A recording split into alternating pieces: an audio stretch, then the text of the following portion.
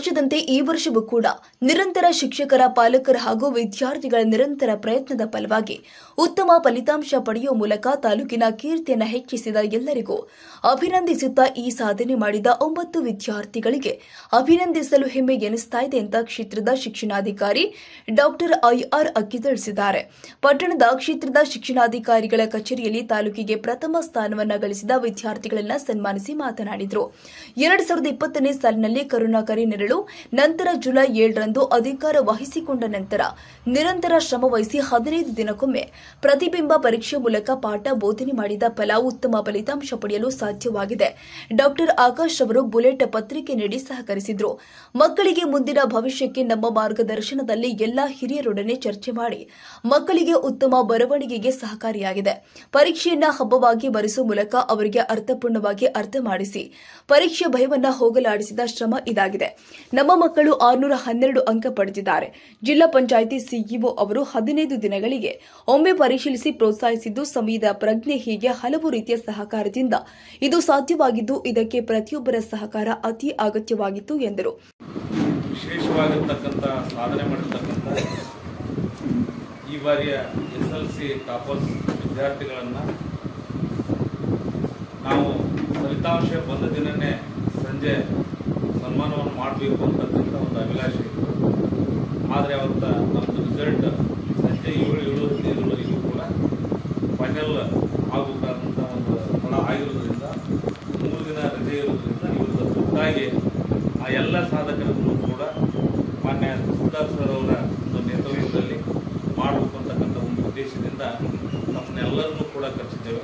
ಮೊದಲನೇದಾಗಿ ನಮ್ಮ ಇಲಾಖೆ ಪರವಾಗಿ, ಸಮಸ್ತ ತಾಲೂಕಾ ಆಡಳಿತದ ಪರವಾಗಿ, ಸಂಡೂರು ತಾಲೂಕಿನ ಎಲ್ಲ ಪಾಲಕ ಪೋಷಕ ಪ್ರತಿನಿಧಿಗಳ ಪರವಾಗಿ, ಎಲ್ಲ 3491 ವಿದ್ಯಾರ್ಥಿಗಳ ಪರವಾಗಿ ಈ 9 ವಿದ್ಯಾರ್ಥಿಗಳನ್ನು ಮೊದಲನೇದಾಗಿ ಇಲಾಖೆ ಪರವಾಗಿ ಹಾರ್ದಿಕವಾಗಿ ಅಭಿನಂದನೆಯನ್ನು ಸಲ್ಲಿಸ್ತಾ ಇದ್ದೀವಿ.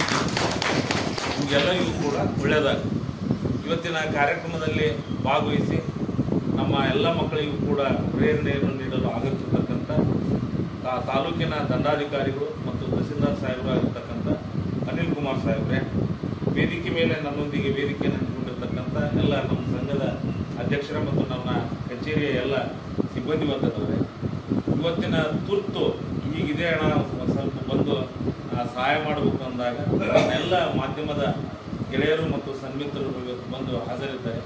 ಅವರನ್ನೂ ಕೂಡ ಈ ಸಂದರ್ಭದಲ್ಲಿ ನಾನು ಮತ್ತೊಮ್ಮೆ ಸ್ವಾಗತವನ್ನು ಮಾಡಿಕೊಳ್ಳುತ್ತಾ, ನಮ್ಮ ದೂರವಾಣಿಯ ಕರೆಗೆ ತಾವೆಲ್ಲರೂ ಸ್ಪಂದನೆಯನ್ನು ಕೊಟ್ಟು ಇವತ್ತೇನಿಲ್ಲೇ ಪಾಲಕರು ಮತ್ತು ಮಕ್ಕಳು ಬಂದಿದ್ದೀರಿ, ತಮಗೂ ಕೂಡ ಮತ್ತೊಮ್ಮೆ ನಾವು ಇವತ್ತ ಸ್ವಾಗತವನ್ನು ಕೋರ್ತಾ, ಪ್ರಾಸ್ತಾವಿಕವಾಗಿ ಮಾತನಾಡುವುದಾದರೆ ತಮಗೆಲ್ಲರಿಗೂ ಕೂಡ ಗೊತ್ತೈತೆ 2020ನೇ ಸಾಲಿನಲ್ಲಿ ಆಗಿರ್ತಕ್ಕಂಥ ಕೊರೋನಾದ ಒಂದು ಕರಿನೆರಳು ಅದು ಕಡಿಮೆ ಆಗಿರ್ಬೋದು. ಇನ್ನು ಮಕ್ಕಳ ಒಂದು ಕಲಿಕೆಯ ಕೊರತೆಯನ್ನು ನೀಗಿಸುವುದಕ್ಕಾಗಿ 16 ರೀತಿಯ ಕಾರ್ಯಕ್ರಮಗಳನ್ನು ನಮ್ಮ ಶಾಲಾ ಅಂಗಳದಲ್ಲಿ ಮತ್ತು ಮನೆಯಲ್ಲಿ ನಾವು ಅನುಷ್ಠಾನ ಮಾಡಿರ್ತಕ್ಕಂಥದ್ದು ಕೂಡ ತಮಗೆಲ್ಲರಿಗೂ ಕೂಡ ಗೊತ್ತಿರತಕ್ಕಂಥ ವಿಷಯ. ನಮ್ಮ ಒಂದು ತಾಲೂಕಿನಲ್ಲಿ ನಾನು ಜೂನ್ ತಿಂಗಳ ಇಲ್ಲೇ ಜುಲೈ 7ನೇ ತಾರೀಕಿಗೆ ಮತ್ತೆ ಕ್ಷೇತ್ರ ಶಿಕ್ಷಣಾಧಿಕಾರಿಯಾಗಿ ಹಾಜರಾದಾಗಿನಿಂದ ಯೋಜನೆಯನ್ನು ರೂಪಿಸಿಕೊಂಡು ವಿದ್ಯಾರ್ಥಿಗಳನ್ನು ಮಕ್ಕಳಿಗೆ ಗೊತ್ತಿರಲಾರದ ರೀತಿಯಲ್ಲಿ 3 ವಿಭಾಗಗಳಲ್ಲಿ ವಿಂಗಡಣೆಯನ್ನು ಮಾಡ್ತಾ ಅವರ ಒಂದು ಕಲಿಕಾ ಕೊರತೆಯನ್ನು ನೀಗಿಸುವುದಕ್ಕಾಗಿ ಎಲ್ಲ ಪ್ರೌಢಶಾಲೆಗಳಲ್ಲಿಯೂ ಕೂಡ ನಾವು ವಿಶಿಷ್ಟ ರೀತಿಯಾಗಿರ್ತಕ್ಕಂಥ ಒಂದು ಪ್ರಯತ್ನವನ್ನು ಈ ಬಾರಿ ಮಾಡಿದ್ವಿ. ನಮ್ಮ ಜಿಲ್ಲಾ ಪಂಚಾಯತ್ನ ಮುಖ್ಯ ಕಾರ್ಯನಿರ್ವಾಹಕ ಅಧಿಕಾರಿಗಳಾಗಿರ್ತಕ್ಕಂಥ ರಾಹುಲ್ ಸಂಕನೂರ್ ಸರ್ ಅವರು ಮತ್ತು ನಮ್ಮ ಮಾನ್ಯ ಜಿಲ್ಲಾಧಿಕಾರಿಗಳು, ನಮ್ಮ ಉಪನಿಧಿ 15 ದಿನಕ್ಕೊಮ್ಮೆ ಘಟಕ ಪರೀಕ್ಷೆಗಳನ್ನು ಮಕ್ಕಳಿಗೆ ಪ್ರತಿಬಿಂಬ ಅಂತಕ್ಕಂಥ ಒಂದು ಸಾಹಿತ್ಯವನ್ನು ಕೊಡುವುದರ ಮೂಲಕ ನಿರಂತರವಾಗಿ ಅವರು ಕಲಿಕೆಯಲ್ಲಿ ತೊಡಗುತ್ತಕ್ಕಂಥ ಒಂದು ವ್ಯವಸ್ಥೆಯನ್ನು ನಾವು ಮಾಡಿಕೊಂಡಿದ್ವಿ. ಇದರ ನಡುವೆಯೇ ಇಷ್ಟೆಲ್ಲ ಪ್ರಯತ್ನಗಳನ್ನು ಮಾಡದೆಯೂ ಕೂಡ 15 ದಿನಕ್ಕೊಮ್ಮೆ ಪರೀಕ್ಷೆ, ಪ್ರತಿಬಿಂಬ ಅಂತಕ್ಕಂಥ ಒಂದು ಪೂರಕವಾಗಿರ್ತಕ್ಕಂಥ ಒಂದು ಸಾಹಿತ್ಯ ಇವುಗಳನ್ನು ಕೊಡುವುದ್ರ ಜೊತೆಗೆ ನಿರಂತರವಾಗಿ ಮಕ್ಕಳಿಗೆ ಪಾಠ ಬೋಧನೆಯನ್ನು ಮಾಡೋದ್ರ ಜೊತೆಯಾಗಿ ಇನ್ನಷ್ಟು ಕಲಿಕೆಯಲ್ಲಿ ಹಿರಿದಂತಹ ಮಕ್ಕಳಿಗೆ ಏನನ್ನಾದರೂ ಕೂಡ ವಿಶೇಷವಾಗಿರ್ತಕ್ಕಂಥ ಒಂದು ವ್ಯವಸ್ಥೆಯನ್ನು ಒದಗಿಸಿಕೊಡಬೇಕು ಅಂತಕ್ಕಂಥದ್ದು ನಮ್ಮ ಗುಲ್ಬರ್ಗ ವಿಭಾಗ ಮಟ್ಟದಲ್ಲಿ ನಿರ್ಧಾರ ಆಯಿತು. ಆ ನಿರ್ಧಾರ ಆದಂತಹ ಸಂದರ್ಭದಲ್ಲಿ ನಮ್ಮ ಇವತ್ತಿನ ಶಾಲಾ ಶಿಕ್ಷಣ ಇಲಾಖೆಯ ಗುಲ್ಬರ್ಗ ವಿಭಾಗದ ಅಪರ ಆಯುಕ್ತರಾಗಿರ್ತಕ್ಕಂಥ ಡಾಕ್ಟರ್ ಆಕಾಶ್ ಅವರು KKRBಯಿಂದ ಕಲಿಕಾ ಆಸರೆ ಅಂತಕ್ಕಂಥ ಒಂದು ಬುಕ್ಲೆಟ್ ಅನ್ನ ಪ್ರತಿ ಮಗುವಿಗೆ ಎಲ್ಲ ವಿಷಯವಾದ ಬುಕ್ಲೆಟ್ ಅನ್ನ ಕೊಡುವುದರ ಮೂಲಕ ಅಗತ್ಯತೆಗೆ ಅನುಗುಣವಾಗಿ ಅವರ ಕಲಿಕೆಯ ದಾಹವನ್ನು ನೀಗಿಸ್ತಕ್ಕಂಥ ಒಂದು ವ್ಯವಸ್ಥೆಯನ್ನ ಮಾಡಿದ್ವಿ.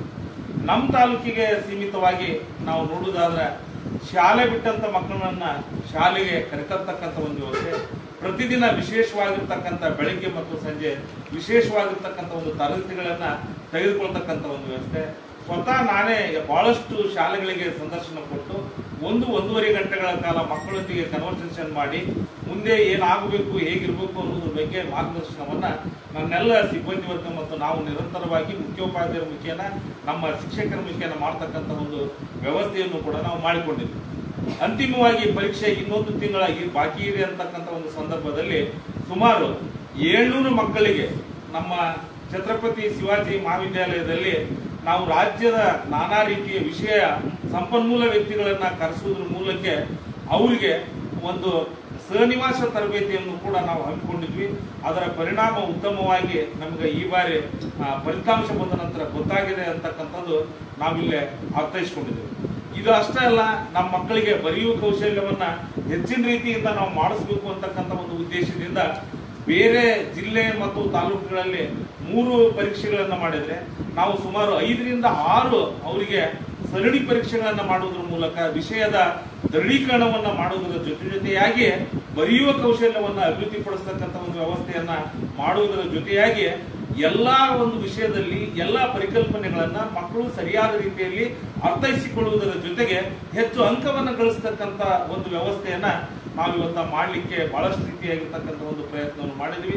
ಅದು ಮೋಸ್ಟ್ಲಿ ನಮ್ಮ ನಿರೀಕ್ಷಿತ ಮಟ್ಟದಲ್ಲಿ ಫಲಕಾರಿಯಾಗಿದೆ ಅಂತಕ್ಕಂಥದ್ದು ವೈಯಕ್ತಿಕವಾಗಿರ್ತಕ್ಕಂಥ ಒಂದು ಅನಿಸಿಕೆ.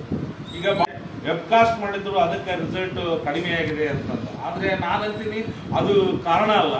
ಇದೇ ರೀತಿಯಾಗಿರ್ತಕ್ಕಂಥ ಪರೀಕ್ಷಾ ಪದ್ಧತಿಗಳು 3-4 ವರ್ಷಗಳ ಕಾಲ ನಿರಂತರವಾಗಿ ಸರಾಗವಾಗಿ ನಡೆದುಕೊಂಡು ಹೋದ್ರೆ ಶಿಕ್ಷಕರಿಗೆ ತರಗತಿ ಕೋಣೆಯಲ್ಲಿ ವ್ಯವಸ್ಥಿತವಾಗಿ ಬೋಧನೆ ಮಾಡತಕ್ಕಂಥದ್ದು, ಮಕ್ಕಳು ಕಡ್ಡಾಯವಾಗಿ ನಾವು ಓದಿ ಬರೀಲೇಬೇಕು ಅಂತಕ್ಕಂಥ ಒಂದು ಛಲ ಮೂಡಿದಾಗ ಮುಂದಿನ ದಿನಮಾನಗಳಲ್ಲಿ ಉತ್ತಮ ರೀತಿಯಾಗಿರ್ತಕ್ಕಂಥ ಒಂದು ಫಲಿತಾಂಶವನ್ನು ತಂದುಕೊಡುವಲ್ಲಿ ಈ ವರ್ಷದ ಒಂದು ಪರೀಕ್ಷಾ ಪದ್ಧತಿ ಒಂದು ವ್ಯವಸ್ಥೆ ಬಹಳಷ್ಟು ಅರ್ಥಪೂರ್ಣವಾಗಿದೆ. ಎಲ್ಲ ಮಕ್ಕಳಿಗೂ ಕೂಡ ಒಂದು ಸಾಮಾಜಿಕ ನ್ಯಾಯ ಮತ್ತು ಶೈಕ್ಷಣಿಕ ನ್ಯಾಯ ಸಿಗಲಿಕ್ಕೆ ಅನುಕೂಲವಾಗಿದೆ ಅಂತಕ್ಕಂಥದ್ದು ನನ್ನ ಒಂದು ವೈಯಕ್ತಿಕವಾಗಿರ್ತಕ್ಕಂಥ ಅಭಿಪ್ರಾಯ.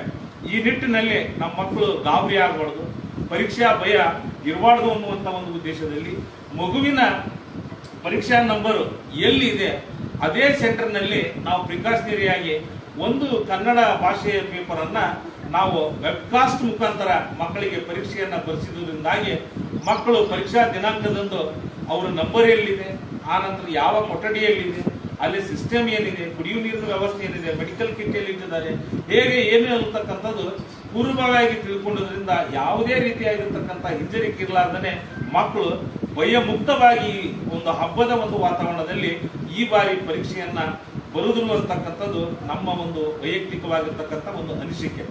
ನಾವು ಒಟ್ಟಾರೆಯಾಗಿ ನೋಡುವುದಾದ್ರೆ ನಮ್ಮ ಪ್ರಯತ್ನ ಹಲವಾರು ರೀತಿಯ ಕಾರ್ಯತಂತ್ರಗಳನ್ನು ಅನುಸರಿಸುವುದರ ಮೂಲಕ ಸಂಡೂರು ತಾಲೂಕಿನ ಮಕ್ಕಳು ಗುಣಾತ್ಮಕ ಶಿಕ್ಷಣವನ್ನು ಹೊಂದುವುದರ ಜೊತೆಗೆ ಉತ್ತಮ ದರ್ಜೆಯಲ್ಲಿ ಪಾಸ್ ಆಗಬೇಕು ಅಂತಕ್ಕಂಥ ಒಂದು ಚಿಂತನೆಯೊಂದಿಗೆ ಪ್ರಾರಂಭವಾಗಿರ್ತಕ್ಕಂಥ ನಮ್ಮ ಜರ್ನಿ, ಆ ಜರ್ನಿಯ ಸಂದರ್ಭದಲ್ಲಿ ನಮ್ಮ ಇಲಾಖೆಯ ಡೈರೆಕ್ಟರ್ ಕೂಡ DSIT ಡೈರೆಕ್ಟರ್ ಸಂದರ್ಶನ ಕೊಟ್ಟು ಮಾರ್ಗದರ್ಶನವನ್ನು ಮಾಡ್ತಾ ಇದ್ರು.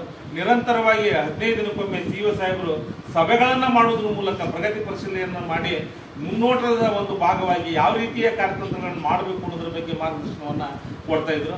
ನಮ್ಮ ತಾಲೂಕ್ ಪಂಚಾಯತ್ನ ಕಾರ್ಯನಿರ್ವಾಹಕ ಅಧಿಕಾರಿಗಳಾಗಿರ್ತಕ್ಕಂಥ ಸಡಕ್ಸರಿ ಸರ್ ಹಾಗೂ ನಮ್ಮ ತಹಸೀಲ್ದಾರ್ ಅನಿಲ್ ಕುಮಾರ್ ಸರ್ ನಿರಂತರವಾಗಿ ನಮ್ಮ ಇಲಾಖೆಯೊಂದಿಗೆ ಒಂದು ಸಂಪರ್ಕವನ್ನ ಇಟ್ಟುಕೊಳ್ಳೋದ್ರ ಜೊತೆಗೆ ತಾವು ಎಲ್ಲೆಲ್ಲಿ ಹೋಗ್ತಾರ SLC ಕ್ಲಾಸಿನ ಮಕ್ಕಳೊಂದಿಗೆ ಮಾತನಾಡುವುದರ ಮೂಲಕ ಭವಿಷ್ಯದಲ್ಲಿ ಅವ್ರು ಏನಾಗಬೇಕು ಅನ್ನೋದ್ರ ಬಗ್ಗೆ ಬಹಳಷ್ಟು ಮಾರ್ಗದರ್ಶನವನ್ನ ಮಾಡಿದರ ಒಂದು ಪ್ರತಿಫಲವಾಗಿ, ಮಕ್ಕಳ ಒಂದು ನಿರಂತರವಾಗಿರ್ತಕ್ಕಂಥ ಪ್ರಯತ್ನದ ಪ್ರತಿಫಲವಾಗಿ ಇವತ್ತ ನಮ್ಮ ಮನಸ್ಸಿಗೆ ತಕ್ಕಂತೆ ಒಂದು ನಿರೀಕ್ಷಿತ ಮಟ್ಟದಲ್ಲಿ ಫಲಿತಾಂಶ ಬಂದಿದೆ ಅಂತಕ್ಕಂಥದ್ದು ನಾನು ಇಲ್ಲೇ ಅರ್ಥೈಸ್ಕೊಳ್ತೀನಿ. ನಿಮ್ಮ ಕ್ಲಾಸಿಗೆ ನಾನು ವಿಸಿಟ್ ಮಾಡಿದಾಗ ನನ್ನ ಪರ್ಸೆಂಟೇಜ್ ಕೇವಲ 38 ಅಂತ ಹೇಳ್ತಿದ್ದೆ. ನಮ್ಗೆಲ್ಲರಿಗೂ ಕೂಡ ಗೊತ್ತಿರ್ಲಿಲ್ಲ.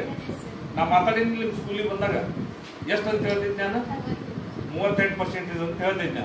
ಅಂದ್ರ ಕಡಿಮೆ ಪರ್ಸೆಂಟೇಜ್ ಬಂದರೂ ಕೂಡ ಜೀವನದೊಳಗ ನಾವು ಸತತ ಮತ್ತು ನಿರಂತರ ಪ್ರಯತ್ನವನ್ನು ಮಾಡಿದ್ರೆ ಮುಂದೆ ಏನಾದರೂ ಆಗ್ಬೋದು ಅನ್ನೋದಕ್ಕೆ ನಿಮ್ಗೆ ಛಲ ಬರಲಿ ಅನ್ನುವಂಥ ಒಂದು ಉದ್ದೇಶದಿಂದ ನಾನು ಆ ರೀತಿಯಾಗಿ ನಿಮ್ಮೊಂದಿಗೆ ಸಂವಾದವನ್ನ ಮಾಡೋದ್ರ ಮೂಲಕ ನಿಮ್ಗೆ ಮಾಹಿತಿಯನ್ನ ನಾನು ಹಂಚಿಕೊಳ್ತಕ್ಕಂಥ ಒಂದು ವ್ಯವಸ್ಥೆಯನ್ನು ನಾನು ಮಾಡ್ತಿದ್ದೆ. ಆದರೂ ಕೂಡ ಈ ಬಾರಿ ನಮ್ಮ ಟಾರ್ಗೆಟ್ ಇತ್ತು 625 ಒಂದು ಮಗುವಾದ್ರೂ ಕೂಡ ನಮ್ಮ ತಾಲೂಕಿನಲ್ಲಿ ಪಡ್ಕೋಬೇಕು ಅಂತಂದು ಆ ಒಂದು ಮಾರ್ಗದಲ್ಲಿ ನಾವು ಬಾಳೇನು ದೂರಿಲ್ಲ 612 ತನಕ ನಾವು ಆಲ್ರೆಡಿ ಬಂದೀವಿ. ಮುಂದಿನ ದಿನಮಾನಗಳಲ್ಲಿ ಅಂತ ಮಕ್ಕಳನ್ನ ಐಡೆಂಟಿಫೈ ಮಾಡಿ ಔಟ್ ತೆಗೆಯುವಂತ ಒಂದು ಕಾರ್ಯತಂತ್ರವನ್ನ ಈ ಬಾರಿ ಮಾಡುವುದರ ಮೂಲಕ ರಾಜ್ಯದಲ್ಲಿ ನಮ್ಮ ತಾಲೂಕಿನ ಮಕ್ಕಳು ಒಂದು ತಮ್ಮದೇ ಆಗಿರ್ತಕ್ಕಂಥ ಅಸ್ತಿತ್ವವನ್ನು ಇಟ್ಕೊಳ್ತಕ್ಕಂಥ ಒಂದು ವ್ಯವಸ್ಥೆಯನ್ನ ನಾವು ಮಾಡ್ತೀನಿ. ಇಲ್ಲೇ ಬಂದಿರತಕ್ಕಂಥ ಸಾಧಕರಿಗೆ ನನ್ನ ವಿನಂತಿ ಇಷ್ಟೇ, ನಿಮ್ಮ ತಂದೆ ತಾಯಿಗಳು ನಿಮಗೆ ಬಹಳಷ್ಟು ರೀತಿಯಾಗಿ ಕಷ್ಟಪಟ್ಟು ನನ್ನ ಮಗ ನನ್ನ ಮಗಳು ಮುಂದೆ ಜೀವನದಲ್ಲಿ ಒಂದು ಉತ್ತಮ ಅಧಿಕಾರಿ ಆಗಬೇಕು, ಸರ್ಕಾರಿ ಹುದ್ದೆಯನ್ನು ಅಲಂಕರಿಸಬೇಕು, ಒಬ್ಬ ಪ್ರಜ್ಞಾವಂತ ನಾಗರಿಕರಾಗಬೇಕು ಅಂತಕ್ಕಂಥ ಒಂದು ಉದ್ದೇಶವನ್ನು ಇಟ್ಟುಕೊಂಡು ತಮ್ಮ ಕಷ್ಟಗಳ ನಡುವೆಯೂ ಕೂಡ ನಿಮ್ಮ ಇಷ್ಟದ ವಿದ್ಯಾಭ್ಯಾಸಕ್ಕೆ ಎಳ್ಳಷ್ಟು ಕೂಡ ತೊಂದರೆ ಆಗಲಾರದ ರೀತಿಯಲ್ಲಿ ನಿಮಗೆ ಎಲ್ಲ ರೀತಿಯಾಗಿರ್ತಕ್ಕಂಥ ಒಂದು ಅವಕಾಶವನ್ನ ಮಾಡಿಕೊಟ್ಟಿದ್ದಾರೆ. ಮುಂದೆಯೂ ಕೂಡ ನಿಮ್ಮ ಜರ್ನಿ ಒಳಗ ಉತ್ತಮ ರೀತಿಯಾಗಿರ್ತಕ್ಕಂಥ ಒಂದು ಫಲಿತಾಂಶವನ್ನು ತೆಗೆದುಕೊಂಡ್ಬರಿ.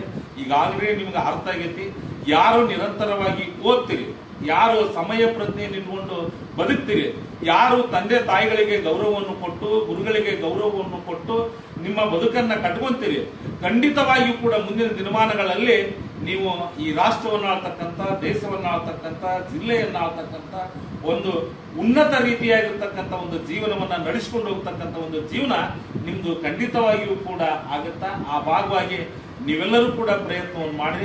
ಒಂದು ಕಿವಿಮಾತು ಏನಂತ ಹೇಳಿದ್ರೆ, ನಂದು ಹೈಯೆಸ್ಟ್ ಆಗೈತೆ ಅಂದ್ಬಿಡ್ಲೆ ನಾ ಸೈನ್ಸ್ ಹಚ್ತೀನಿ ಅನ್ನೋದು. ಸೈನ್ಸ್ ನೀ ಯಾಕೆ ಹಚ್ತೀನಿ ಅಂತ ಅಂದ್ಬಿಡ್ಲೆ ಮಗ್ಗಲ ಮನ್ಯಾಗ ನಮ್ಮ ರಿಲೇಷನ್ ಒಳಗೆ ಒಬ್ರು ಸೈನ್ಸ್ ಹಚ್ಚಾರ, ಅದಕ್ಕೆ ನಾನು ಹಚ್ತೀನಿ ಅಂತಂದು ಹೇಳೋದು. ಇಲ್ಲ ನಮ್ಗೆ ಗೊತ್ತಿದ್ದರು ಒಬ್ರು ಕಾಮರ್ಸ್ ಹಚ್ಚಾರ, ನಾನು ಕಾಮರ್ಸ್ ಹಚ್ತೀನಿ ಅಂತಕ್ಕಂಥದ್ದು. ಇವನ್ನೆಲ್ಲ ಮತ್ತೊಬ್ಬರನ್ನ ನೋಡಿ ನೀವು ಮಾಡಬೇಡ್ರಿ. ನಿಮ್ದು ಯಾವುದು ನೀಗುತ್ತ, ಯಾವ ಒಂದು ಕಲಾ ವಿಭಾಗಕ್ಕೆ ಸೇರ್ಬೇಕು, ವಿಜ್ಞಾನ ವಿಭಾಗಕ್ಕೆ ಸೇರ್ಬೇಕು, ವಾಣಿಜ್ಯ ವಿಭಾಗಕ್ಕೆ ಸೇರ್ಬೇಕು, ಅದನ್ನ ನಿರ್ಧಾರವನ್ನ ಮಾಡುವುದರ ಮೂಲಕ ನೀವು ಕೋರ್ಸ್ಗಳನ್ನ ಆಯ್ಕೆ ಮಾಡಿಕೊಂಡು ಮುಂದಿನ ಒಂದು ವಿದ್ಯಾಭ್ಯಾಸವನ್ನ ನೀವೆಲ್ಲರೂ ಕೂಡ ಮುಂದುವರಿಸಬೇಕು. ನಿಮ್ಗೆಲ್ಲರಿಗೂ ಕೂಡ ಒಳ್ಳೆಯದಾಗಲಿ. ನಮ್ಮ ತಾಲೂಕಿನ ಕೀರ್ತಿಯನ್ನ, ಹೆಸರನ್ನ ನೀವು ತಂದಿದ್ದೀರಿ. ಮುಂದೆಯೂ ಕೂಡ ನೀವು ತರುವುದರ ಮೂಲಕ ನಿಮ್ಮ ಶಾಲೆ, ನಿಮ್ಮ ತಂದೆ ತಾಯಿ, ನಿಮ್ಮ ಗ್ರಾಮ, ನಮ್ಮ ತಾಲೂಕು, ಈ ವ್ಯವಸ್ಥೆ ಎಲ್ಲದಕ್ಕೂ ಕೂಡ ನಿಮ್ಮಿಂದ ಮುಂದಿನ ದಿನಮಾನಗಳಲ್ಲಿ ಒಳ್ಳೆಯ ಭವಿಷ್ಯ ಉಂಟಾಗುವ ರೀತಿಯಲ್ಲಿ ನೀವೆಲ್ಲರೂ ಕೂಡ ಮುಂದಿನ ಒಂದು ವಿದ್ಯಾರ್ಜನೆಯನ್ನ ಮಾಡಿ ಅಂತಕ್ಕಂಥ ಒಂದು ಅನಿಸಿಕೆಯನ್ನ ಈ ಸಂದರ್ಭದಲ್ಲಿ ವ್ಯಕ್ತಪಡಿಸಿ, ಈಗ ಹೇಗೆ ನೀವೀಗ ನಮ್ಗೆಲ್ಲರಿಗೂ ಕೂಡ ಮಾದರಿಯಾಗಿದ್ದೀರಿ, ಮುಂದಿನ ದಿನಮಾನಗಳಲ್ಲಿಯೂ ಕೂಡ ಕಾಲೇಜಿನಲ್ಲಿ ಇದೇ ರೀತಿಯಾಗಿರ್ತಕ್ಕಂಥ ಟಾಪರ್ಸ್ ಆಗಿ ನಮ್ಮ ತಾಲೂಕಿನ ಘನತೆಯನ್ನ, ನಿಮ್ಮ ಮನೆತನದ ಘನತೆಯನ್ನ, ಜೊತೆಗೆ ನಿಮ್ಮ ಭವಿಷ್ಯ ನೀವು ಮುಂದೆ ಏನ್ ಆಗ್ಬೇಕಂತ ಮಾಡಿರಿ, ನಾವು ಆಲ್ರೆಡಿ ನಿಮಗೆ ಬರ್ಸಿವಿ. IAS ಆಫೀಸರ್ ಆಗ್ಬೇಕಂತಂದ್ರೆ ನಿಮ್ಮ ಮನೆಯ ಕನ್ನಡಿ ಹತ್ರ ಬರೆದು ಹಾಕ್ರಿ ಅಂತ ಹೇಳಿದ್ ನಾನು, ನೆನಪಿರ್ಬೋದು. ಆ ಬರೆದು ಹಾಕಿದ್ದಾನೆ ನಿರಂತರವಾಗಿ ನೋಡ್ತಾ ನೋಡ್ತಾ ಅದೇ ರೀತಿಯಾಗಿರ್ತಕ್ಕಂಥ ಒಂದು ಪ್ರಯತ್ನ ನಿಮ್ ಜೀವನದಲ್ಲಿ ಸಾಗಿದ್ರೆ ಖಂಡಿತವಾಗಿಯೂ ಕೂಡ ಆಗ್ಲಿಕ್ಕೆ ಸಾಧ್ಯತೆ. ಇವತ್ತು ನಾನಾತು, ಸರ್ ಆತು, ನಾವೇನು ದೊಡ್ಡ ಕುಟುಂಬದಲ್ಲಿ ಹುಟ್ಟು ಬಂದಿಲ್ಲ, ಒಂದು ಸಾಮಾನ್ಯ ಕುಟುಂಬದಲ್ಲಿ ಹುಟ್ಟು ಬಂದು ನಿರಂತರವಾಗಿರ್ತಕ್ಕಂಥ ಪ್ರಯತ್ನ, ಹಿರಿಯರ ಒಂದು ಮಾರ್ಗದರ್ಶನ ಮತ್ತು ನಾವು ಏನಾಗಬೇಕು ಅನ್ನೋದರ ಒಂದು ಆಧಾರದ ಮೇಲೆ ಇವತ್ತು 4 ಮಾತು ನಿಮ್ಮ ಎದುರಿಗೆ ನಿಂತು ಮಾತನಾಡಲಿಕ್ಕೆ ಅವಕಾಶ ಇದೆ. ಅವತ್ತಿನ ದಿನ ನಮ್ಗೆ ಇಷ್ಟೊಂದು ಅವಕಾಶಗಳು ಇದ್ದಿದ್ದಿಲ್ಲ, ಇರ್ತಿದ್ದಿಲ್ಲ. ಇವತ್ತ ನಿಮ್ಗೆ ಎಲ್ಲ ರೀತಿಯಲ್ಲಿಯೂ ಕೂಡ ಮಾರ್ಗದರ್ಶನ ಮಾಡಲಿಕ್ಕೆ ಬಹಳಷ್ಟು ಅವಕಾಶಗಳಿವೆ. ಬಹಳಷ್ಟು ಕಾಲೇಜಿನವರು ನಿಮ್ಮನ್ನು ಕೈ ಮಾಡಿ ಕರೀತಾರೆ, ಈಗ ನಮ್ಮಲ್ಲೇ ಅಡ್ಮಿಷನ್ ತೋರಿ, ನಿಮ್ಮಲ್ಲೇ ಅಡ್ಮಿಷನ್ ತೋರಿ. ಅದಕ್ಕೆ ಪ್ರವೇಶವನ್ನ ಪಡೆಯುವಂತ ಸಂದರ್ಭದಲ್ಲಿ ಎಲ್ಲವನ್ನೂ ಕೂಡ ಆಲೋಚನೆಯನ್ನು ಮಾಡಿಕೊಂಡು ನಿಮಗೆ ಎಲ್ಲೇ ಅನುಕೂಲ ಆಗುತ್ತಾ ಅಲ್ಲೇ ಸೇಫ್ಟಿ ದೃಷ್ಟಿಯಿಂದ ಇರ್ಬೋದು, ವಿದ್ಯಾರ್ಥಿನಿಯ ದೃಷ್ಟಿಯಿಂದ ಇರ್ಬೋದು, ತಾವೆಲ್ಲರೂ ಕೂಡ ತೆಗೆದುಕೊಳ್ಳೋದ್ರ ಮೂಲಕ ನಿಮ್ಮ ಜೀವನ ಒಳ್ಳೆ ರೀತಿಯಾಗಿರ್ತಕ್ಕಂಥ ಒಂದು ಮಾರ್ಗದತ್ತ ನಡೀಲಿ ಅಂತಕ್ಕಂಥ ಅಭಿಮಾನದ ಮಾತುಗಳನ್ನ ಹೇಳ್ತಾ ಮತ್ತೊಮ್ಮೆ ಇಲಾಖೆ ಪರವಾಗಿ ತಮಗೆಲ್ಲರಿಗೂ ಕೂಡ ನಾನು ಅಭಿವಂದನೆಯನ್ನು ಸಲ್ಲಿಸಿ ನನ್ನ ಪ್ರಾಸ್ತಾವಿಕ ಮಾತುಗಳಿಗೆ ವಿರಾಮ ಕೊಡ್ತೇನೆ.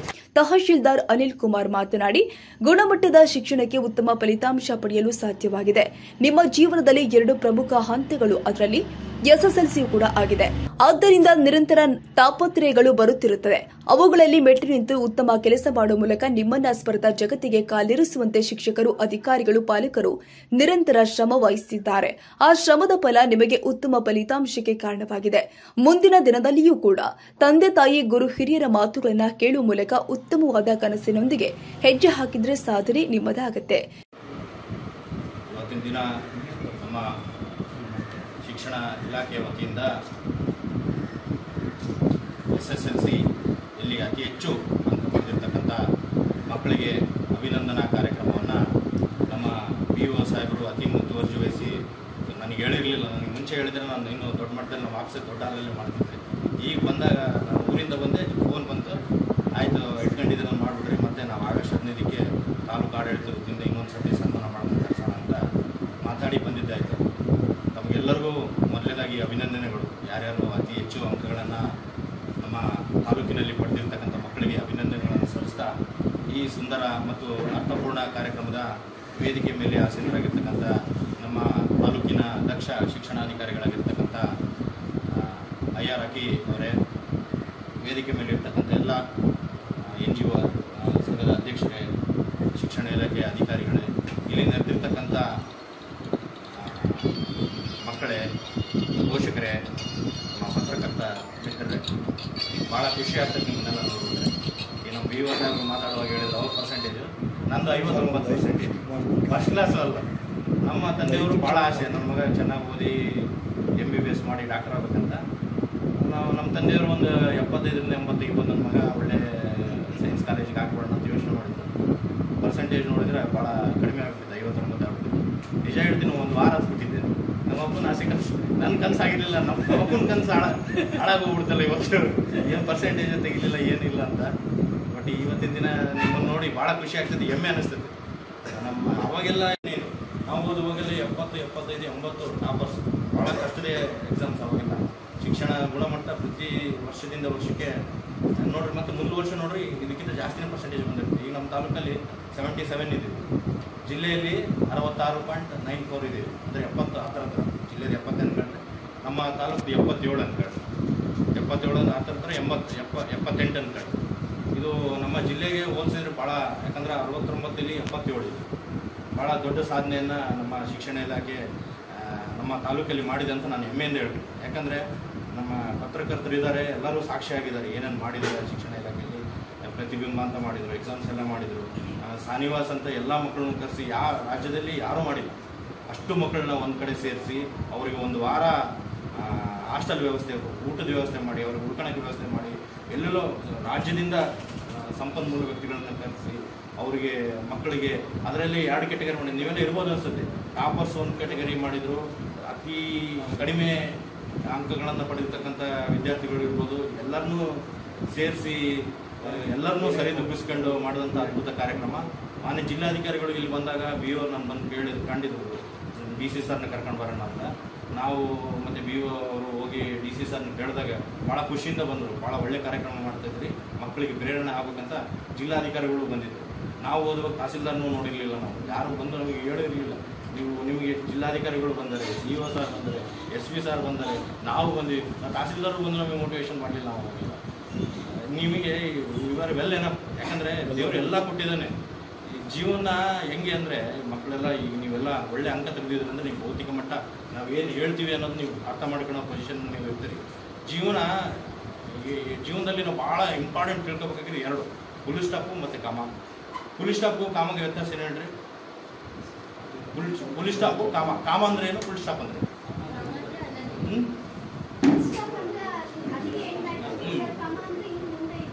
ಈಗ ನಿಮ್ಗೆ ಕ್ರಮ ಆಗಿರೋದಷ್ಟೇ, ನಿಮ್ಮ ಜೀವನದಲ್ಲಿ ಕ್ರಮ ಅಷ್ಟೇ. SSLC ನಾವು ಸಾಯೋವರೆಗೂ ಫುಲ್ ಸ್ಟಾಪ್ ಬಿಡೋಕ್ಕಾಗಲ್ಲ. ಇದನ್ನ ನೀವು ಭಾಳ ಈ ಜೀವನದಾಗೆ ಬರೆದಿಟ್ಕೋಬೇಕು. ಒಂದು ಕಡೆ ನಾವು SSLC ಅಷ್ಟು ಪರ್ಸೆಂಟೇಜ್ ತೆಗ್ದಿದ್ದೀನಿ ಅಂತ ನೀವು ಮೈ ಮರೆತರೆ ಮತ್ತು ನೀವು ಕಾಮಗಳು ಕಡಿಮೆ ಹಾಕ್ಯಂತ ಹೋಗ್ತವೆ.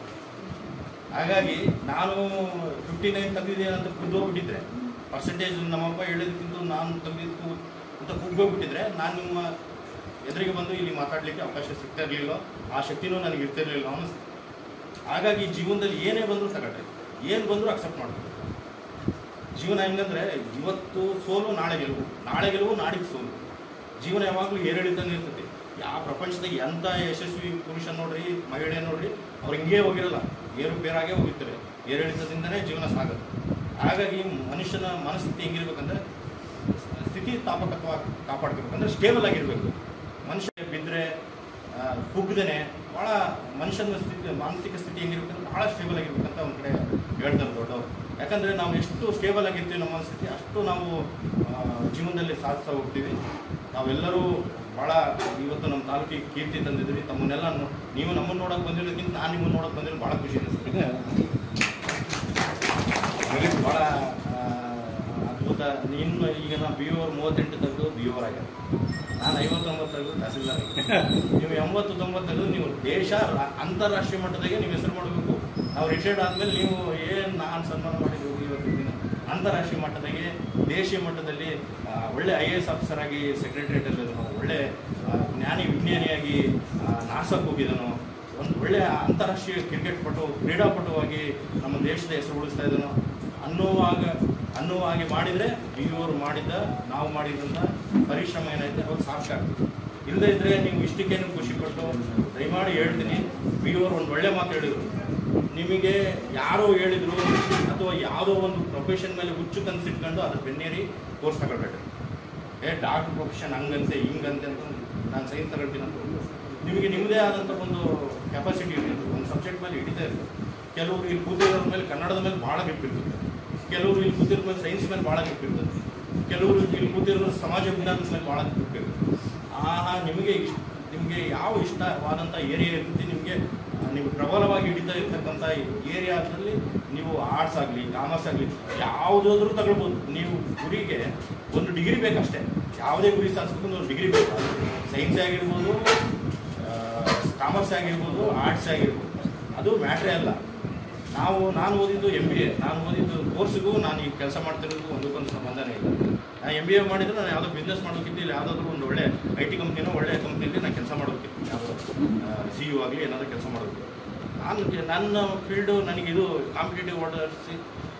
ಕಾಂಪಿಟೇಟಿವ್ ವರ್ಲ್ಡ್ ಕಡೆ ಹೋಗಿ ಸಮಾಜ ಸೇವೆ ಮಾಡಬೇಕು, ಜನರಿಗೆ ಸೇವೆ ಮಾಡಬೇಕು ಅನ್ನೋ ಉದ್ದೇಶಕ್ಕೆ ನಾವು ಇಲ್ಲಿ ಡಿಗ್ರಿ ಅದೇ ಜಸ್ಟ್ ಡಿಗ್ರಿ. ಅದು ಡಿಗ್ರಿ ಅನ್ನೋದು ಬರೀ ಡಿಗ್ರಿ. ಅದು ನಿಮ್ಮ ಜೀವನವನ್ನು ನಿರ್ಧರಿಸಲ್ಲ. ಈ ಮಾರ್ಕ್ಸ್ ತೆಗೆದಿದ್ರಲ್ಲ, ಇದು ನಿಮ್ಮ ಜೀವನವನ್ನು ನಿರ್ಧರಿಸಲ್ಲ. ಇದು ಒಂದು ಜೀವನದ ಒಂದು ಹಂತ ಕಂಪ್ಲೀಟ್ ಮಾಡಿರಿ. ಇದೇನು ಇಂಪಾರ್ಟೆಂಟ್ ಅಲ್ಲ ಅಂತ ಹೇಳ್ತಿಲ್ಲ, ಬಟ್ ಇದು ಇಂಪಾರ್ಟೆಂಟೇ. ಅದಕ್ಕಾಗಿ ನಿಮಗೆ ಕರೆಸಿದ್ದೀವಿ. ಇದು ಒಂದು ಪಾರ್ಟ್ ಅಷ್ಟೇ. ಇನ್ನೂ ನೀವು ಜೀವನದಲ್ಲಿ ಸಾಧಿಸೋದು ಭಾಳ ಇದೆ, ಸಾಯುವವರೆಗೂ ಸಾಧಿಸೋದಿದೆ. ನಾವು ಈಗ ನಾವೆಲ್ಲ ಒಂದು ಹಂತಕ್ಕೆ ಬಂದಿದ್ದೀವಿ. ನಾವು ಬುಕ್ ಓದೋದೇನು ಬಿಟ್ಟಿಲ್ಲ, ಬುಕ್ ಓದ್ತಾನೆ ಇರ್ತೀವಿ. ಜೀವನ ಹೆಂಗಿದೆ ಅಂದರೆ ದಿನ ಕಲಿತಾನೆ ಇರ್ಬೇಕು. ಅದೇ ಜೀವನ. ನೀವು ಕಲಿಯೋದು ನಿಲ್ಲಿಸಿದ್ರಂದರೆ ಈಗಿನ ಸ್ಪರ್ಧಾತ್ಮಕ ಯುಗ ಐತಲ್ಲ, ಈಗ ಎಷ್ಟು ಸ್ಪೀಡ್ ಇದೆ ಅಂದರೆ ನನಗಿಂತ ನನ್ನ ಮಗ ಹುಷಾರಿರ್ತಾನೆ, ನಿಮ್ಗಿಂತ ನಿಮ್ಮ ಮಕ್ಕಳು ಹುಷಾರಿರ್ತಾರೆ. ಜನ್ರೇಷನ್ ಅದು ಗ್ಯಾಪ್ ಅಂತ ಜನ್ರೇಷನ್ ಬರ್ತಾ ಭಾಳ ಹುಷಾರು ಬರ್ತದೆ. ಸ್ಪರ್ಧಾತ್ಮಕ ಯುಗದಾಗ ನೀವು ಇದ್ದೀರಿ. ನಾವು ಇರುವಾಗ ಕಾಂಪಿಟೇಷನ್ ಇತ್ತು, ಈ ಮಟ್ಟಿಗೆ ಕಾಂಪಿಟೇಷನ್ ಇರಲಿಲ್ಲ. ಬಟ್ ಈಗಿನ ನೀವು ಪರಿಸ್ಥಿತಿ ಹೆಂಗಿದ್ದೀರಿ ಅಂದರೆ, ನೀವು ಇವತ್ತಿನ ದಿನ ಓದೋದು ಬಿಟ್ಟರೆ ಅಂದರೆ ನಾಳೆ ಇಲ್ಲಿಟ್ರೇಟ್ ಆಗ್ಬಿಡ್ತೀರಿ, ಅನಕ್ಷರಸ್ಥರಾಗ್ಬಿಡ್ತೀರಿ. ಅಷ್ಟು ಸ್ಪೀಡ್ ಇದೆ. ದಿನ ಅಪ್ಡೇಟ್ ಆಗ್ತಿರೋಕೆ ಮನುಷ್ಯ ದಿನ ಓದ್ತಿರ್ಬೇಕು. ಪಟ್ಟಂಥ ಶ್ರಮ, ಗುರು ಹಿರಿಯರು ಪಟ್ಟಂಥ ಶ್ರಮ, ಇಂಥ BO ಅವರು, ಇಂಥ ಅಧಿಕಾರಿಗಳು ಪಟ್ಟಂಥ ಶ್ರಮದಿಂದ ನೀವು ಇಲ್ಲಿ ಬಂದಿದ್ದೀರಿ. ಅಂದರೆ ನೀವು ನಿಮ್ಮ ಕಾಲ ಮೇಲೆ ಬಂದಿಲ್ಲ, ನೀವೇ ಉದ್ಭವವಾಗಿ ಇಲ್ಲಿ ಪರ್ಸೆಂಟೇಜ್ ತಂದಿಲ್ಲ. ನಿಮಗೆ ಒಂದು ವ್ಯವಸ್ಥೆ ಸಹಾಯ ಮಾಡಿದೆ. ನಿಮ್ಮ ತಂದೆ ತಾಯಿ ಜನ್ಮ ಕೊಟ್ಟಿದ್ದಾರೆ, ಗುರುಗಳು ಶಿಕ್ಷಣ ಕೊಟ್ಟಿದ್ದಾರೆ, ಸಮಾಜ ನಿಮಗೆ ಬೆಳಲಿಕ್ಕೆ ಸ್ನೇಹಿತರಾಗಲಿ, ನಿಮಗೆ ಕೊಟ್ಟಿರ್ತಕ್ಕಂಥ ಈ ಸರ್ಕಾರ ವ್ಯವಸ್ಥೆ ಇದು ನಿಮಗೆ ಸಹಾಯ ಮಾಡಿದೆ. ಈ ಒಂದು ವ್ಯವಸ್ಥೆಯಿಂದ ನೀವು ಇಲ್ಲಿ ಬಂದಿದ್ದೀರಿ. ನೀವು ಮುಂದೆ ದೊಡ್ಡರಾಗಿ ಏನಾದರೂ ಆಗ್ಬೋದು. ಮೊದಲು ಮಾನವರಾಗಿ ಸಮಾಜಕ್ಕೆ ಏನಾದರೂ ಕೊಡಿ. ಸಮಾಜಕ್ಕೆ ಏನಾದರೂ ಕೊಡದೇ ಇದ್ದರೆ ನೀವು ಸಾಧಿಸಿದ್ದೇ ವೇಸ್ಟ್. ನೀವು ನಾಳೆ ಒಂದು ಒಳ್ಳೆ ಉದ್ಯೋಗಕ್ಕೆ ಹೋಗಿ ನಿಮ್ಮ ತಂದೆ ತಾಯಿನ ಚೆನ್ನಾಗಿ ನೋಡ್ಕೊಂಡಿಲ್ಲ, ಅನಾಥಾಶ್ರಮ ಕಳಿಸಿದ್ರೆ ನೀವು ಓದಿದ್ದು ಬೆಲೆನೇ ಇಲ್ಲ. ನೀವು ಕೊಟ್ಟಿರ್ತಕ್ಕಂಥ ಸಮಾಜಕ್ಕೆ ನೀನು ವಾಪಸ್ ಕೊಟ್ಟಿಲ್ಲ ಅಂದರೆ, ಈ ಸಮಾಜದಿಂದ ಈಗ ನಾನು ಇಲ್ಲಿ ಬಂದಿದ್ದೀನಿ ಅಂದರೆ ನನಗೆ ಎಷ್ಟೋ ಗುರುಗಳು ಸಹಾಯ ಮಾಡಿದ್ರು. ನಾನು MBA ವರ್ಗು ಓದಿದ್ದೀನಿ ಅಂದರೆ ಎಷ್ಟು ಗುರುಗಳು ನನಗೆ ನೆನಪಿಲ್ಲ, ಅಷ್ಟು ಗುರುಗಳು ನನಗೆ ಸಹಾಯ ಮಾಡಿದ್ರು. ಎಷ್ಟೋ ಸ್ನೇಹಿತರು ನನಗೆ ಸಹಾಯ ಮಾಡಿದರು, ಗುರು ಹಿರಿಯರು ಸಹಾಯ ಮಾಡಿದರು. ನಮ್ಮ ತಂದೆ ತಾಯಿಗಳು ಕಷ್ಟಪಟ್ಟು ದುಡ್ಡು ಓದಿಸಿದ್ದಾರೆ. ಹಾಗಾಗಿ ನಾವು ಇಲ್ಲಿದ್ದೀವಿ. ನಾವು ಅದನ್ನೇ ಮರೆತುಬಿಟ್ರೆ, ನಾವು ಹತ್ತಿರ ಏಣಿನೇ ಓದ್ಬಿಟ್ರೆ ಜೀವನದಾಗೆ ಏನು ಅದ್ರಿಗೆ ಸ್ವಾರಸ್ಯನೇ ಇರಲ್ಲ. ನಾವು ಒಂದೊಂದ್ಸತಿ ಹೆಂಗೆ ಅನ್ಸ್ಬಿಡ್ತು ಅಂದ್ರೆ ಅಂಥವ್ರಿಗೆ ಹುಟ್ಟಿದ್ದೇ ವೇಸ್ಟ್ ಅನ್ಸ್ಬಿಡ್ತು. ನಾವು ಹುಟ್ಟಿದ್ದೇ ವೇಸ್ಟ್. ಅವರು ನಾವು ನಮ್ಮ ತಂದೆ ತಾಯಿಗಳಿಗೆ ನಮ್ಮ ಗುರುಗಳಿಗೆ ನಾವೇನೋ ಮಾಡಿಲ್ಲ, ಹುಟ್ಟಿದ್ದೇ ವೇಸ್ಟ್. ಹಾಗಾಗಿ ದಯಮಾಡಿ ಹೇಳ್ತೀನಿ, ಇನ್ನೂ ಜೀವನದಲ್ಲಿ ಸಾಧಿಸೋದಿದೆ. ಮೈ ಬೇರಬೇಡಿ, ಜೀವನದಾಗ ಯಾವತ್ತೂ ಮೈ ಮರಿಬಾರ್ದು. ಜೀವನ ಹೆಂಗಂದ್ರೆ ಮೈ ಮಾತ್ರ ಕೆಡಬಿಡ್ತಾರೆ, ಕೆಳಗೆ ಹೋಗ್ಬಿಡ್ತೀರಿ ನೀವು. ಹಾಗಾಗಿ ಇನ್ನೂ PUC ಓದ್ತೀರಿ, ಡಿಗ್ರಿ ಓದ್ತೀರಿ, ನಿಮ್ದು ಏನು ಗೋಲ್ ಇದೆ. ನಾನು KS ಅಧಿಕಾರಿ ಆಗ್ಬೇಕಂತ ಹೇಳಿ ಅಂದ್ಕೊಂಡಿದ್ದೆ ಸೆಕೆಂಡ್ PUCಯಲ್ಲಿ, ಅವಾಗೇ ಪೇಪರ್ ಓದ್ತಿದ್ದೆ. ನೀವೇನು ಅನ್ಕೊಳ್ತೀರಿ ಈಗ ಸ್ಟಾರ್ಟ್ ಮಾಡಿರಿ. ಈಗೆಲ್ಲ ಇಂಟರ್ನೆಟ್ ಇದೆ, ನಾವು ಓದುವಾಗ ಇಂಟರ್ನೆಟ್ ಇರಲಿಲ್ಲ. ನೀವು ಡಾಕ್ಟರ್ ಆಗ್ಬೇಕಾ ಸಿಲೆಬಸ್ ಡೌನ್ಲೋಡ್ ಮಾಡಿ. ಡಾಕ್ಟ್ರ್ ಹೇಗೆ ಆಗ್ಬೇಕಂತ ಯೂಟ್ಯೂಬ್ನಾಗ ಹುಡುಗಿ ಬರೀತಾರೆ. ಒಂದು 10-15 ನಿಮಿಷದ್ದು 20-30 ವಿಡಿಯೋ ಬರುತ್ತೆ. ನೀವು KS ಅಧಿಕಾರಿ ಆಗ್ಬೇಕಂತ ನೆಟ್ನಾಗ ಹುಡುಗಿ ಈಗ 30 ವಿಡಿಯೋ ಬರ್ತವೆ ಏನೇನು ಆಗ್ಬೇಕು ಅಂತ. ಫಾರ್ವರ್ಡ್ ಆಗಿರ್ತಕ್ಕಂಥ ಒಂದು ಮುಂಚೂಣಿಯಲ್ಲಿರ್ತಕ್ಕಂಥ ಯುಗದಲ್ಲಿ ನೀವು ಇದ್ದೀರಿ. ನಿಮಗೆ ಬರೀ ಫಿಂಗರ್ ಟಿಪ್ನಾಗ ನಿಮಗೆ ಪ್ರಪಂಚ ಸಿಗ್ತದೆ. ಹಾಗಾಗಿ ನೀವೇನಾಗಬೇಕು ಹೀಗೆ ಕನಸು ಕಾಣ್ರಿ, ಅದ್ರ ಬಗ್ಗೆ ಯೋಚನೆ ಮಾಡಿರಿ. ಕನಸು ಹೆಂಗೆ ಕಾಣ್ಬೇಕಂದ್ರೆ ಅದು ನಿದ್ದೆಯಲ್ಲಿ ಕಾಣ್ಬೇಕಂತ ಕನಸು. ನಾನು IAS ಅಧಿಕಾರಿ ಆಗ್ಬೇಕಂದ್ರೆ ನಿದ್ದೆ ಮಾಡಕ್ಕೆ ಬಿಡಬಾರ್ದು ಅದು ಕನಸು. ನೀವು ಕನಸಲ್ಲಿ ನಿದ್ದೆ ಹಗಲು ಕನಸು ಕಾಣ್ತಿದ್ದೀರ ಅಂದ್ರೆ ಕನಸಲ್ಲ. ಕನಸು ಹೆಂಗೆ ಕಾಣಬೇಕಂದ್ರೆ ನೀವು IAS ಅಧಿಕಾರಿ ಆಗ್ಬೇಕಂದ್ರೆ 12 ಗಂಟೆಗೆ ಎಚ್ಚರಿಕೆ ಬಿಡಬೇಕು. ಆ ಥರ ಕನಸನ್ನು ನೀವು ಕಾಣಬೇಕು, ದೊಡ್ಡ ಕನಸನ್ನು ಕಾಣ್ಬೇಕು. ಈಗ ಸಣ್ಣ ಕನಸಿಗೆ ಸಣ್ಣ ತೃಪ್ತಿಗೆ ನೀವು ಇದಾಗಬಾರ್ದು. ನಾನು ಇದಕ್ಕಿಂತ KS ಅಧಿಕಾರಿ ಆಗಿದ್ದ ಮುಂಚೆ ನಾನು KPCLಲ್ಲಿ ನೌಕರಿ ಆಗಿದ್ದು. ನನಗೆ 2015 ನಾನು KS ಅಧಿಕಾರಿ ಆಗಿದ್ದು 2017ರಲ್ಲಿ. ಅಲ್ಲಿ ನನಗೆ 80,000 ಸಂಬಳ ಇತ್ತು ಇಲ್ಲಿ KPCLಲ್ಲಿ. ಅಲ್ಲಿ ನಾನು ಅಷ್ಟಕ್ಕೆ ನಿಂತ್ಬಿಟ್ಟಿದ್ರೆ ನಾನು ನಿಜವಾಗ್ಲೂ KS ಅಧಿಕಾರಿ ಆಗ್ತಿರ್ಲಿ, ಇಲ್ಲಿ ಬರ್ತಿರ್ಲಿಲ್ಲ. ಯಾಕಂದ್ರೆ ಒಳ್ಳೆ ಸಂಬಳ ಇತ್ತು, ಇದಕ್ಕಿಂತ ಈಸಿ ಇತ್ತು. ನಾನು ಇದು ಮಾಡ್ಕೊಂಡಿದ್ರೆ ಸೆಲ್ಫ್ ಸ್ಯಾಟಿಸ್ಫೈಡ್ ಆಗಿಬಿಟ್ಟಿದ್ರೆ ನಾನು ಅಲ್ಲೇ ಇದ್ಬಿಡ್ತಿದ್ದೆ, ನಿಮ್ಮ ಮುಂದೆ ಮಾತಾಡೋಕ್ಕೆ ಬರ್ತಿರ್ಲಿಲ್ಲ. ಹಾಗಾಗಿ ಜೀವನದಾಗೆ ಯಾವುದನ್ನು ಸಣ್ಣ ಕನಸಿಗೆ ಕಾಣ್ಬೇಡ್ರಿ. ನಿಮ್ಗೆ ಅವಕಾಶ ಸಿಗ್ತಾ ಹೋಗ್ರಿ, ಬಟ್ ಅಲ್ಲಿಗೆ ನಿಲ್ಬಾರ್ದು. ಜೀವನದಾಗೆ ಒತ್ತು ನಿಲ್ಬಾರ್ದು.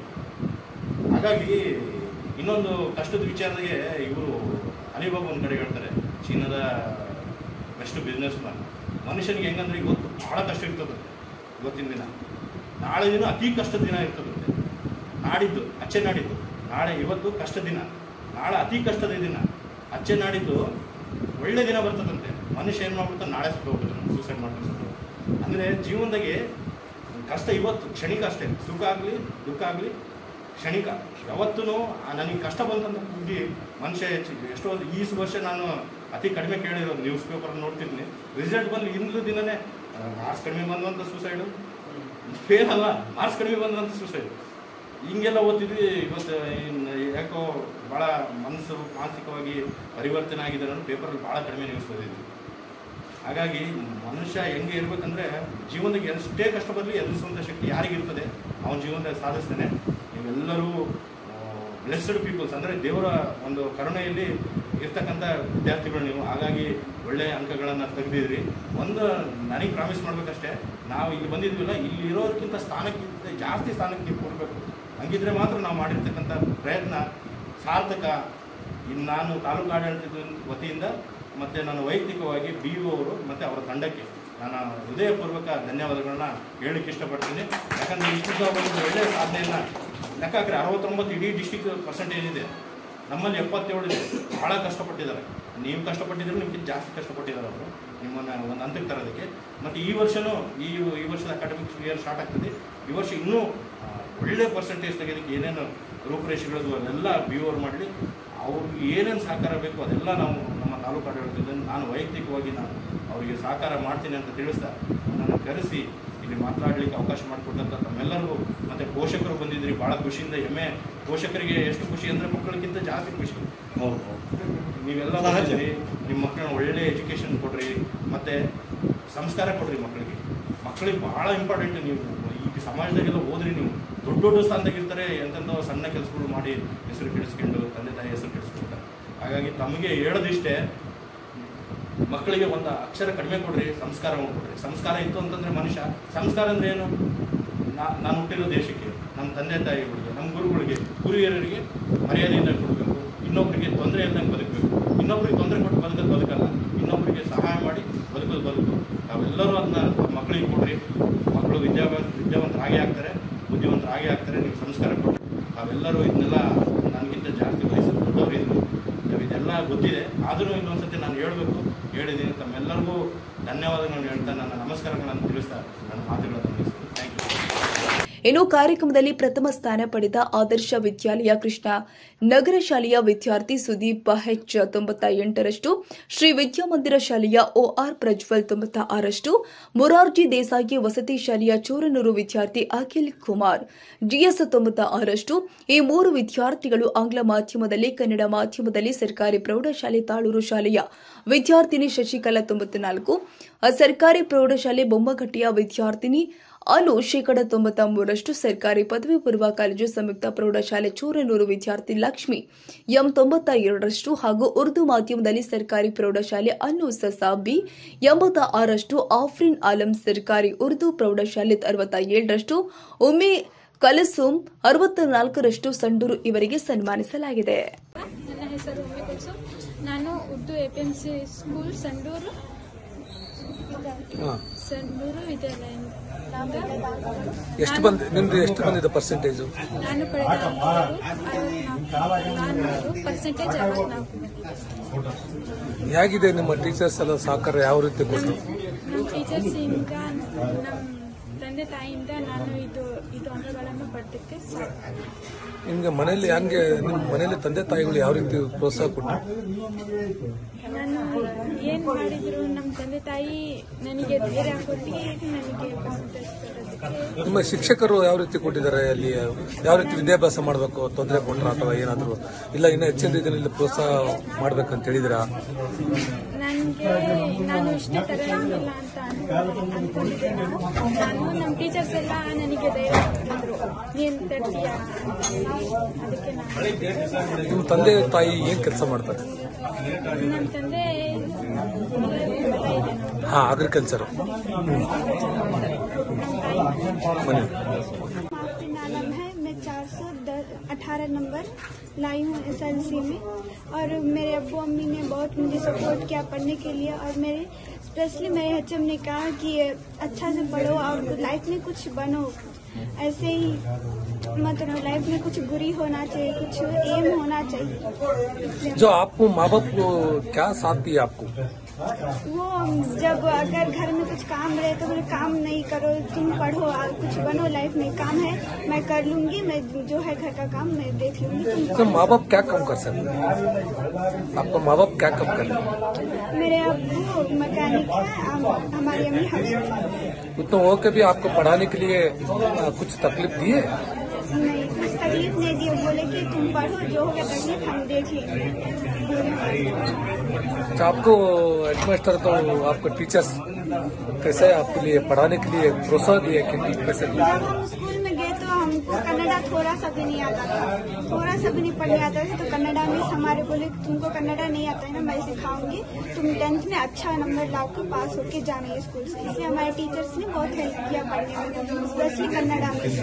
जो बोल रहे थे ये कर्नाटक में ये कन्नड़ा लोग ये क्या है ना उर्दू स्कूल में पढ़ने से कुछ क्या आपको गवर्नमेंट स्कूल में पढ़ने के लिए अच्छा है कि प्राइवेट स्कूल में पढ़ने का अच्छा है? नहीं, कोई भी स्कूल में प्रॉब्लम नहीं है. प्रॉब्लम ये है कि अगर उर्दू स्कूल में पढ़ो तो अगर कॉलेज जाओ तो वहाँ इंग्लिश मीडियम रहता है ना, अगर एडमिशन के लिए जाओ तो वो बोलते कि तुम उर्दू स्कूल से पढ़ गए, क्या पढ़ोगी, नहीं पढ़ पाओगी ना. इसलिए एडमिशन के लिए थोड़ा सा कॉम्प्लिकेशन. जो आप बोल रहे थे गवर्नमेंट स्कूल में पढ़ना अच्छा है बोल रहे हैं, जो प्राइवेट बोलते हैं नहीं प्राइवेट में पढ़े तो थोड़ा अच्छा होता है बोल के, क्या आपके लिए कौन सा पसंद है? वो प्राइवेट को स्कूल का अच्छा पसंद है कि? नहीं, पढ़ाई तो कहीं पे भी पढ़ना ही है, गवर्नमेंट पढ़ो या प्राइवेट, तो दो भी सेम ही रहता है. बट एडमिशन में प्रॉब्लम आता है कि लैंग्वेज चेंज रहता है. हम शुरू से ही उर्दू में ही लिखते हैं, इंग्लिश एक ही सब्जेक्ट रहता है, इसलिए. गवर्नमेंट स्कूल का वो ज्यादा बोलते नहीं गवर्नमेंट स्कूल में कुछ नहीं पढ़ा सकते. गवर्नमेंट स्कूल की प्रॉब्लम नहीं है, प्रॉब्लम टीचर्स की होती है. टीचर्स अच्छे होंगे तो बच्चे भी अच्छा पढ़ सकेंगे और गवर्नमेंट का नाम भी रोशन कर सकेंगे. हमारे टीचर्स तो अच्छे थे, इसलिए हमने मेहनत की है, हमारी भी मेहनत और उनकी भी मेहनत साथ मिलकर हमें मार्क्स ला सकते हैं. अच्छा. ಹಾಗೂ ಎಲ್ಲ ಗುರು ಹಿರಿಯರಿಗೂ ಪೋಷಕರಿಗೂ ಪಾಲಕರಿಗೂ ನನ್ನ ನಮಸ್ಕಾರಗಳನ್ನು ತಿಳಿಸುತ್ತಾ ಈ ದಿನ ನನಗೆ ತುಂಬ ಖುಷಿ ದಿನ. ಈ ಸ್ಥಾನಕ್ಕೆ ಬರೋಕ್ಕೆ ನನಗೆ ಅವಕಾಶ ಆಗಿದ್ದು ನಮ್ಮ ಎಲ್ಲ ಶಿಕ್ಷಕರು ಮತ್ತು ನಮ್ಮ ತಾಲೂಕಿನ ಕ್ಷೇತ್ರ ಶಿಕ್ಷಣಾಧಿಕಾರಿಗಳು ಹಾಗೂ ಸದಸ್ಯರು, ನಮ್ಮ ತಂದೆ ತಾಯಿಗಳು ಹಾಗೂ ನನ್ನ ಸ್ನೇಹಿತರು ಸಂಬಂಧಿಕರು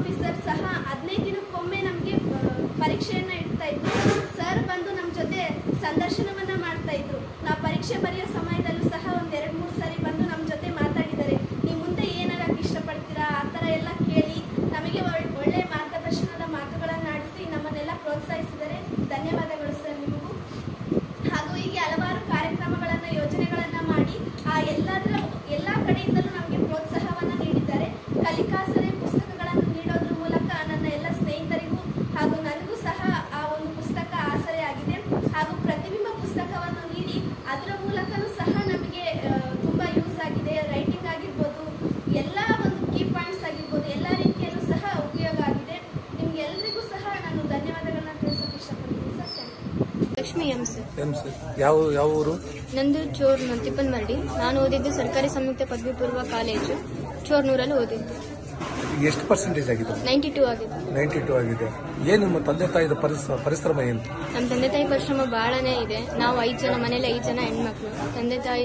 ತಂದೆ ವ್ಯವಸಾಯ ಮಾಡ್ತಾರೆ, ಅಮ್ಮ ಮನೇಲೆ ಕೆಲಸ ಮಾಡ್ತಾರೆ. ಅವ್ರ ಪರಿಶ್ರಮದಿಂದ, ಅವ್ರ ಸಹಕಾರದಿಂದ ನಾನು ಈ ಒಂದು ಸ್ಥಾನಕ್ಕೆ ಬಂದಿದ್ದೀನಿ. ಹೆಚ್ಚಾಗಿ ತಂದೆ ತಾಯಿ ಪರಿಶ್ರಮ ಹಾಗೂ ನನ್ನ ಟೀಚರ್ಸ್, ನನ್ನ ಶಿಕ್ಷಕರು ಎಲ್ಲರೂ ಕನ್ನಡ ಮೀಡಿಯಂ ಸ್ಕೂಲ್, ಗೌರ್ಮೆಂಟ್ ಸ್ಕೂಲಲ್ಲಿ ಯಾವ ಮಕ್ಕಳೂ ಕಡಿಮೆ ಇರಬಾರ್ದು, ಚೆನ್ನಾಗಿ ಓದಬೇಕು, ಚೆನ್ನಾಗಿ ಬರೀಬೇಕು ಅಂತ ಭಾರಿ ಪ್ರೋತ್ಸಾಹ ಕೊಟ್ಟರು. ನಮ್ಮ ಮಾನ್ಯ ಕ್ಷೇತ್ರ ಶಿಕ್ಷಣಾಧಿಕಾರಿಗಳು AR ಅಕ್ಕಿ ಸರ್, ತಹಸೀಲ್ ಸರ್ ನಮಗೆ ಮೋಟಿವೇಶನ್ಸ್ ಎಲ್ಲ ಹೇಳಿದ್ರು. ಒಳ್ಳೆ ರೀತಿಯಾದಂತಹ ಪುಸ್ತಕಗಳನ್ನು ಕೊಟ್ಟು, ನಾವು ನಮ್ಮ ಸರ್ ಒಂದು ರೂಢಿ ಮಾತು ಹೇಳ್ತಾರೆ, ಒಂದು ಸಲ ಓದೋದಕ್ಕಿಂತ 10 ಸಲ ಬರೆಯೋದಕ್ಕಿಂತ ಒಂದ್ಸಲ ಓದೋದು ಮುಖ್ಯ ಅಂತ. ಅದನ್ನ ನಾನು ಪಾಲನೆ ಮಾಡಿದೆ.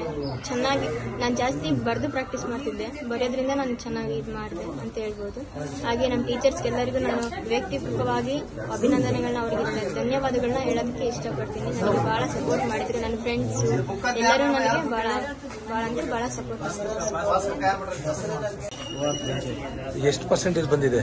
96%. ಯಾವ ಸ್ಕೂಲಾಗ? ಯಾವ ಸ್ಕೂಲ್ ಅದು?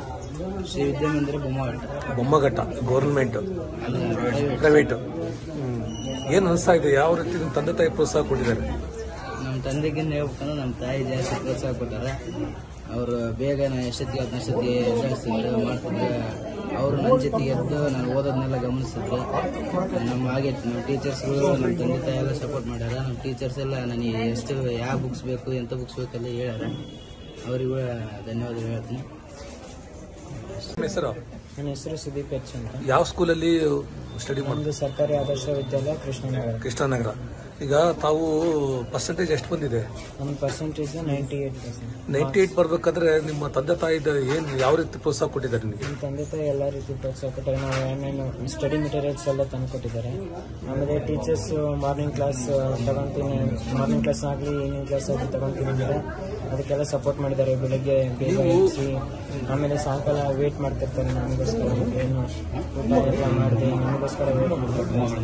ನೀವು ತಂದೆ ತಾಯಿಕಿನ ತಾವು ಯಾವ ರೀತಿಯಲ್ಲಿ ರಾತ್ರಿ ಆಗಲು ಓದ್ತಾ ಇದ್ರಾ, ಇಲ್ಲ ಜಸ್ಟ್ ಜನರಲ್ ಆಗಿ ನನಗೆ ಬಿಡುವಿದ್ದಾಗ ಓದ್ತಾ ಇದ್ದೆ, ಹೇಗೆ? ನಮ್ಗೆ ಯಾವಾಗ ಇಂಟ್ರೆಸ್ಟ್ ಬರ್ತಿತ್ತು ಅವಾಗೇ ಓದ್ತಿದ್ದು.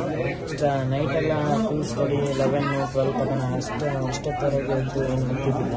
ಬೆಳಗ್ಗೆ ಕೂಡ 5 o'clock ಎದ್ದಾಯ್ತಿದ್ದೆ. ಅಷ್ಟಕ್ಕೊಂದೇನು ಸ್ಟಡಿ ಮಾಡ್ತಿದ್ದೆ. ಒಟ್ಟು ಮಾರ್ನಿಂಗ್ ಹೊತ್ತು ಚೆನ್ನಾಗಿ ಸ್ಟಡಿ ಮಾಡ್ತಿದ್ದೆ. ಬೆಳಗ್ಗೆ 5 o'clock ಇತ್ತು. ಬಟ್ ನೈಟ್ ಏನೂ ಇಲ್ಲ ಅಷ್ಟು. ಏನು ವರ್ಕ್, ಹಾರ್ಡ್ ವರ್ಕ್ ಬರ್ತಾ ಇದ್ರಾ ಅಥವಾ ಓದ್ತಾ ಇದ್ರಾ? ಓದ್ತಾ ಇದ್ದೆ. ಹೋಮ್ವರ್ಕ್ ಅಂತ ಕೊಡ್ತಿದ್ರು, ಜಾಸ್ತಿ ಕೊಡ್ತಿದ್ರು. ಅದ್ರ ಜೊತೆನೂ ಓದ್ಬೇಕು ಅಂತ ಬರ್ತಿರೋ ಅಷ್ಟಕ್ಕೊಂದೇನು ವರ್ಕ್ಔಟ್ ಆಗ್ತಿದ್ದಿಲ್ಲ. ಯಾಕಂದ್ರೆ ಒಂದೇ ದಿವಸಕ್ಕೆ ಎಲ್ಲ ಹೋಮ್ವರ್ಕ್ ಕೊಡ್ತಿದ್ರು. ಸರಿ ಕಾನ್ಸಂಟ್ರೇಟ್ ಮಾಡಕ್ ಆಗ್ತಿದ್ದಿಲ್ಲ. ಏನು ಬರೀಬೇಕಂತ ಅಷ್ಟೇ ಬರ್ತಿದ್ರು. ಬಟ್ ಓದಿದ್ರಂತೂ ಚೆನ್ನಾಗಿ ತಿಳಿಯುತ್ತೆ. ಖಾಸಗಿ ಶಾಲೆಗಳಲ್ಲಿ ನಾವು ಚೆನ್ನಾಗಿ ಓದಿಸ್ತೀವಿ, ನಮ್ಮ ಪ್ರೈವೇಟ್ ಸ್ಕೂಲಲ್ಲಿ ಚೆನ್ನಾಗಿ ಓದಿಸ್ತೀವಿ, ಗೌರ್ಮೆಂಟ್ ಶಾಲೆಯಲ್ಲಿ ಚೆನ್ನಾಗಿ ಓದಿಸ್ತಾ ಇಲ್ಲ ಅಂತ ಹೇಳ್ತಾರೆ. ಸ್ಕೂಲ್ಗಳು ಏನು ಕಮ್ಮಿ ಇಲ್ಲ ಖಾಸಗಿ ಶಾಲೆ. ಅವ್ರ ಟೀಚರ್ ಸಪೋರ್ಟ್ ಅಂತ ಗೌರ್ಮೆಂಟ್ ಸ್ಕೂಲಲ್ಲಿ ಪ್ರತಿಯೊಂದು ಟೀಚರ್ ಕೂಡ ಸಪೋರ್ಟ್ ಮಾಡ್ತಾರೆ. ಹಾಗೇನಿಲ್ಲ ಒಬ್ರು ಏನಾದ್ರು ಓದಕ್ ಬರಲಿಲ್ಲ ಅಂದ್ರೆ ಅವ್ರ ನಂಗೆ ಕೈ ಬಿಡೋದು ಹಂಗೇನಿಲ್ಲ. ಪ್ರತಿಯೊಬ್ರು ಸ್ಟೂಡೆಂಟ್ಸ್ ಕೂಡ ಚೆನ್ನಾಗಿ ತೆಗಿಬೇಕಂತಾನೆ ಆಸೆ ಇದೆ.